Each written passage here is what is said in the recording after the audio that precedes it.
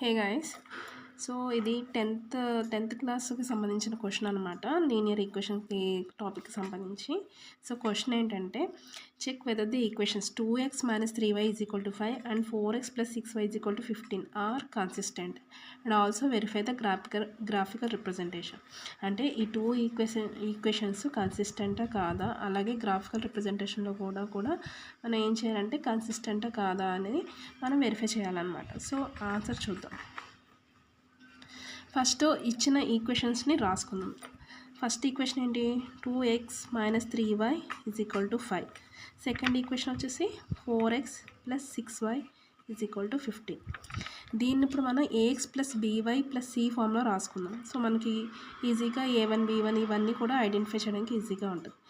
So that equal to 2x - 3y, ఈ +5ని ఇటు సైడ్కి తీసుకొస్తాం. -5 = 0. ఇప్పుడు చూడండి, ax + by c ఫామ్లో ఉంది. ఇది కూడా సేమ్ అలాగే 4x + 6y - 15. ఈ +15 ఇటు సైడ్కి వస్తే -15 అవుతుంది. So this is equation 1 and equation 2. So ఇందులో ఇప్పుడు మనం a1 a2 b1 b2 c1 c2 అనేది మనం ఈజీగా ఫైండ్ అవుట్ చేస్తాం. a1 = a2 okay. Next b1 = b2 next c1 = c2 అంతే. సో ఇక్కడ a1 ప్లేస్లో ఏముంది, ఇది a1x b1y c1z అలా అనమాట, c1 అలా అనమాట. ఆ ఫామ్లో చూసుకోవాలి. అంటే a1 ప్లేస్లో ఏముంది 2, a2 ప్లేస్లో 4. ఇక్కడ b1లో ఏముంది -3. మైనస్ ఉంటే కంపల్సరీ మనం ఇన్ఫార్మ్ చేయాలి, అక్కడ ఇంక్లూడ్ చేయాలి, లేకపోతే మనకు ఆన్సర్ రాంగ్ వస్తుంది అనమాట. b2 ప్లేస్లో ఏముంది 6. ఓకే. bt = -6. ప్రాబ్లంలో -6 ఉంది, నేను ప్లస్ వేసాను, సారీ, ఒకసారి చెక్ చేసుకోండి. bt = -6. ఇప్పుడు c1 = -5, c2 = -15. సో ఇప్పుడు a1 a2 b1 b2 c1 c2 values వచ్చాయి. ఇప్పుడు కన్సిస్టెంట్ కాదా అని మనం ఎలా తెలుసుకుంటాం, a1/a2 b1/b2 c1/c2 చేసి చెక్ చేసుకోవాలి. ఫస్ట్ a1/a2 చెక్ చేద్దాం. a1/a2 = 2/4.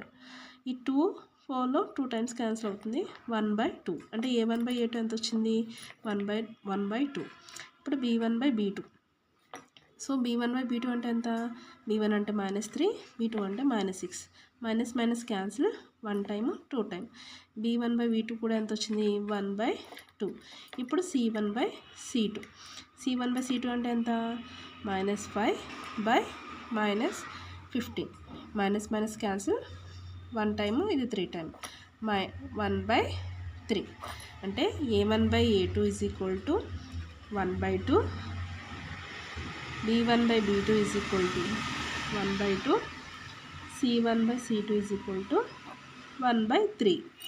ఇక్కడ చూడండి రిలేషన్ ఏమైంది, a1/a2 = b1/b2 అయింది. అవునా, ఈ 2 ఈక్వేషన్స్ ఈక్వల్ అయ్యాయి, but not equal to c1/c2. Okay. అంటే ఏంటి, ఈ 2 ఈక్వేషన్స్ మనకి ఏవైతే 2 ఈక్వేషన్స్ అవి కన్సిస్టెంట్ కాదు. ఎందుకు, a1/a2 = b1/b2 not equal to c1/c2 కాబట్టి. సో ఈక్వేషన్స్ ఆర్ ఇన్కన్సిస్టెంట్, అంటే కన్సిస్టెంట్ కాదు అని. ఇప్పుడు మనం దీన్ని గ్రాఫికల్ రిప్రజెంటేషన్లో మనం చెక్ చేద్దాం. ఓకేనా. సో ఇప్పుడు గ్రాఫికల్ రిప్రజెంటేషన్.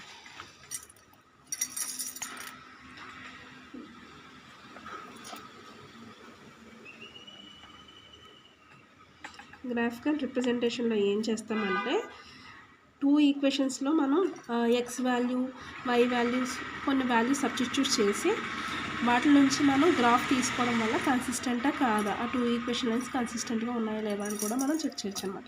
ఫస్ట్ ఈక్వేషన్ తీసుకుందాం. ఫస్ట్ ఈక్వేషన్ మనకి ఏమి ఇచ్చాడు, 2x - 3y - 5 = 0. Okay. This is the first equation. ఇప్పుడు మనం ఈ ఈక్వేషన్లో పుట్ x = 0. x = 0 పెడితే ఏమైంది, 0 - 2 × 0 0 కాబట్టి -3y - 5 = 0. ఇప్పుడు y = అవుతుంది, -3y = 5. That implies y = -5/3. వచ్చింది. అంటే 5/3 అంటే మీరు ఎంత తీసుకోవచ్చు, డివిజన్ చేయండి. -5/3 అంటే 5, 1 3 is 3, ఓకే 2 పాయింట్ పెడతాం, 6 3 is 18, సో 1.6 అంటే 1.6 అలా ఉంటుంది, అంటే -1.6. ఈ కోఆర్డినేట్స్ ఎంత వచ్చినాయి, 0, -1.6, ఎప్పుడు x = 0 దగ్గర. నెక్స్ట్ ఇప్పుడు మనం పుట్ y = 0 ఈక్వేషన్ చూద్దాం. అంటే y ప్లేస్లో మనం 0 పెట్టాలి. అంటే 2x - 3 × 0 0 అయిపోతుంది, 0 - 5 = 0. ఇప్పుడు 2x - 5 = 0, 2x = 5, x = 5/2. 5/2 కూడా చేయండి. 2 2s 4, 1 0, 2.5 అనమాట, 5 2s 10, సో 2.5 అంటే x వాల్యూ 2.5, y వాల్యూ 0. ఓకేనా, ఇది ఫస్ట్ ఈక్వేషన్. ఇప్పుడు మనం సెకండ్ ఈక్వేషన్ చూద్దాం. సెకండ్ ఈక్వేషన్ ఏమి ఇచ్చారు,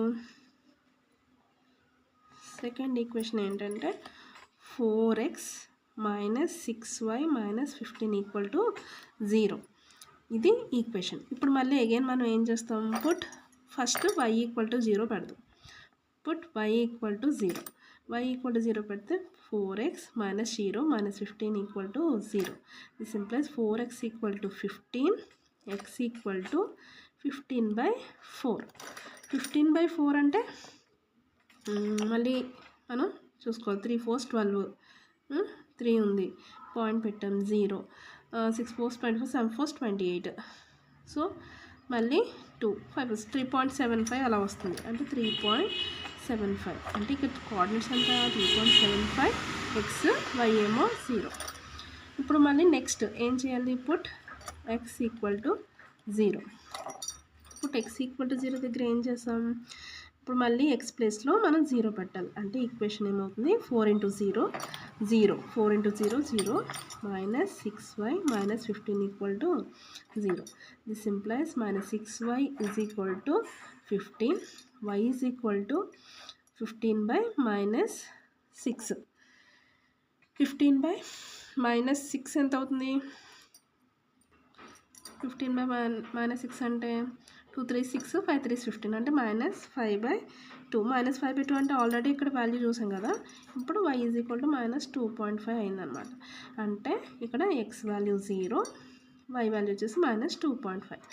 ఇదేమో ఈ ఫస్ట్ ఈక్వేషన్కి, ఇదేమో సెకండ్ ఈక్వేషన్కి. ఓకేనా, ఇప్పుడు మనం గ్రాఫికల్ రిప్రజెంటేషన్ని చూస్తాం. ఇప్పుడు ఈక్వేషన్స్ కన్సిస్టెంట్గా కావాలని మనం గ్రాఫికల్ వేలో చూస్తాం. సో ఫర్ ఎగ్జాంపుల్ ఇక్కడ ఇది y యాక్సిస్, ఇది వచ్చేసి x యాక్సిస్, తెలుసు కదా, ఇది x డాష్, y డాష్, అంతే కదా. This is 0. ఫస్ట్ ఈక్వేషన్లో మనకి కోఆర్డినేట్స్ ఏంటి, చూడండి ఇక్కడ 0 అండ్ x ఏమో 0, y ఏమో -1.6. ఇది 1 అనుకోండి, 1.6 అంటే ఇక్కడ ఉంటుంది, అంటే ఇక్కడ 0 ఉంది. అండ్ y = 0 అండ్ x ఏమో 2.5, ఇది 1, ఇది 2, 2.5 అంటే సంథింగ్ ఇక్కడ ఉంటుంది. అంటే ఈక్వేషన్ ఇలా ఉంటుంది, అంతేనా. ఈ ఈక్వేషన్ ఏంటి, ఫస్ట్ ఈక్వేషన్ 2x - 3y = -5 = 0 అనమాట. సో ఈ ఈక్వేషన్ ఇలా ఉంది. ఇప్పుడు నెక్స్ట్ కోఆర్డినేట్స్ ఏంటి, నెక్స్ట్ కోఆర్డినేట్స్ చూడండి, 3.75 అండ్ x ఎంత, y ఎంత 0, y 0 అండ్ x ఏమో 3.75, అంటే 3 ఇక్కడ ఉందనుకుంటే 3.75 ఇక్కడ ఉంటుంది అనమాట. నెక్స్ట్ ఇదేమో 0, -2.5 అంటే ఇది 2, ఇది 2.5 అనుకుందాం. సో ఇక్కడ ఉంటుంది, అంటే ఈ ఈక్వేషన్ వచ్చేసి ఇలా, సో స్ట్రైట్గా తీసుకోవాలన్నమాట. సో ఇది ఈక్వేషన్ ఇలా ఉంటుంది. ఈ ఈక్వేషన్ ఎంత, 4x - 6y = 15 ఈ ఈక్వేషన్ అనమాట. సో ఇక్కడ కూడా గ్రాఫికల్ ద్వారా కూడా తెలిసిపోయింది కదా ఈ 2 ఈక్వేషన్స్ కన్సిస్టెంట్ కాదని. సో ఇదనమాట. ఇలా మనం ఫైండ్ అవుట్ చేస్తాం. ఇంకేమన్నా మీకు ఇందులో ఇంకా ఎక్కువ ప్రాబ్లమ్స్ కావాలనుకుంటే నాకు డిస్క్రిప్షన్లో కామెంట్స్లో మెన్షన్ చేయండి, నేను మెన్షన్ చేస్తాను. ఓకేనా, బాయ్.